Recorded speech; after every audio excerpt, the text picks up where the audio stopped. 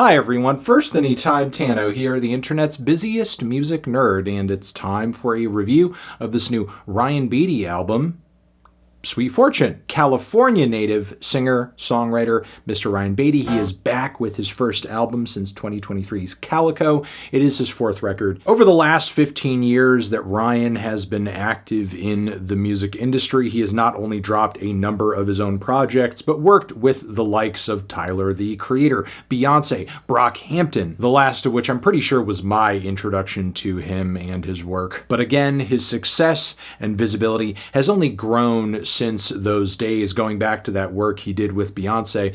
He even won a Grammy for that. But as much as I loved the Cowboy Carter era, Ryan himself has yet to put out a project that has really stopped me in my tracks. But I was encouraged going into this album, knowing he was trying to create a more emotionally charged experience here, writing about the joys of love, long-distance relationships, evolving as a person, and trying to back these songs up with more lush and layered instrumentation too. This record, from what I understand, was also recorded in New York, with Ryan trying to push himself out of that LA comfort zone. But honestly, from my perspective, you wouldn't know it given just how cozy and unadventurous this album sounds. With Sweet Fortune, I did kind of have my fingers crossed that Ryan was truly going to deliver something that was a little stunning and stand out, and to a degree even mature, given that we are 4 records deep now. He has clearly had enough time at this point to really write and record and incubate, but Sweet Fortune, at least to my ears, is not quite as mature and definitive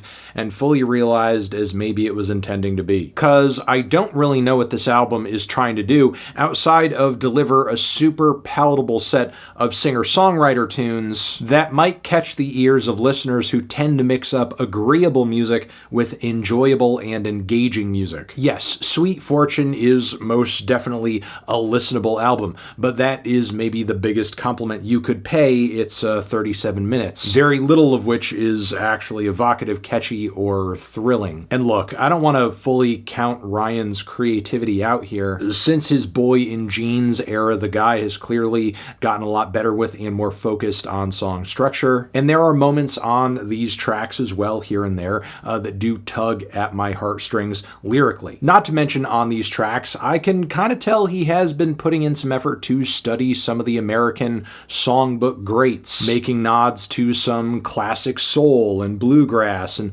vocal jazz. Names like Paul Simon and Billy Joel come to mind as well. But again, even if the track list on this thing does feel like it's pulling a lot of inspiration from that songbook, the final result comes across more like a speed reading session than a true deep dive into it. Not to mention, I don't really think Ryan is living up to many of these sounds and eras of popular music vocally, because even 4 albums in, this guy sings lead on his own songs like he is being vastly underpaid to do background vocals for another artist. Because while I can compliment Ryan on consistently very much being on pitch, I wish him and his collaborators put half as much effort into making these performances more emotional, because nearly every track on this record is performed with this kind of like flat, lifeless, boyish affectation that makes Rex Orange County and Frank Ocean sound like they're coming at the mic with the amount of fire Otis Redding was during his heyday. I would say another point of comparison for me as far as a modern artist is also Father John Misty. The more heavily arranged singer-songwriter ballads on this record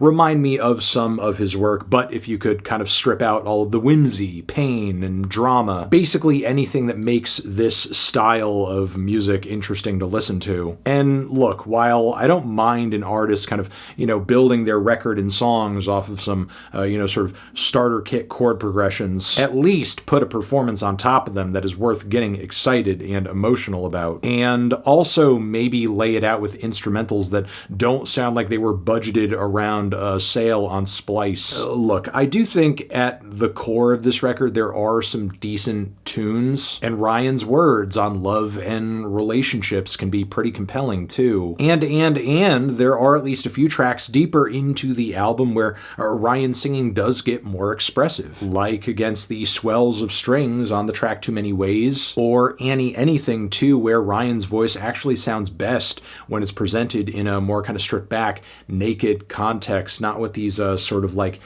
decked out chorus passages that make his vocals feel more sterile and more plain and inoffensive than they actually are. But at the end of the day, that's kind of my number one issue with the record. Nearly everything on this album feels like a more watered down and toothless version of something else I've already heard, even recently. Unfortunately, in Ryan's attempt, I think, at making a record that is a little more studied and mature and kind of more inspired by these classic sounds and artisan records, I think he has sort of like illustrated how much further he has to go before he is writing and recording a record on that level in terms of lyrical quality, production quality, and quality of vocal performance too, which is why I'm feeling about a light to decent 5 on this album.